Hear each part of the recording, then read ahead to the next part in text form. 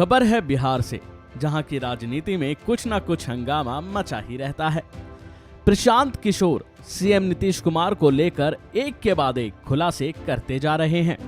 अब उन्होंने कहा है कि 2019 के चुनाव के दौरान उनकी वजह से जेडीयू को 17 सीटें मिल गई थीं। उनकी तरफ से इस बात पर भी जोर दिया गया कि नीतीश कुमार ने तीन बार धोखा देने का काम किया है। जानकारी के मुताबिक चुनावी रणनीतिकार प्रशांत किशोर ने सीएम नीतीश कुमार को लेकर एक बार फिर बड़ा बयान दिया है, जिसमें बिहार की सियासत में फिर से हलचल बढ़ गई है। उन्होंने कहा है कि नीतीश कुमार ने 2019 के लोकसभा चुनाव के समय ही बीजेपी को धोखा देने का सोच लिया था, लेकिन ऐसा कर नहीं पाए थे।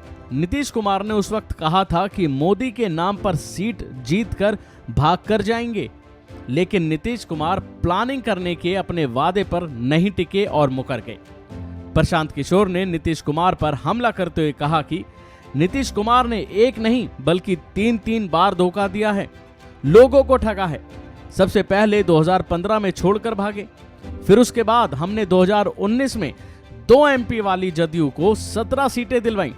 बीजेपी को बिना लड़े ही 30 से घटाकर 17 पर कर दिया। प्रशांत किशोर ने कहा कि उस समय पार्टी में हम दूसरे स्थान पर थे।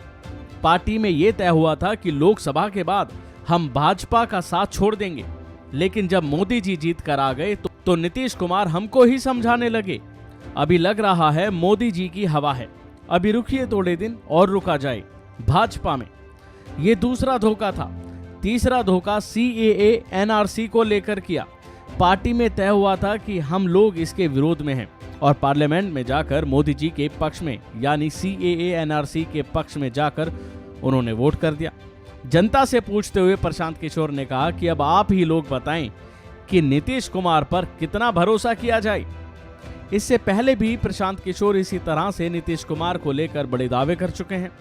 अभी हाल ही में उन्होंने कहा था कि नीतीश कुमार ने उन्हें पार्टी में वापस आने का न्योता दिया था।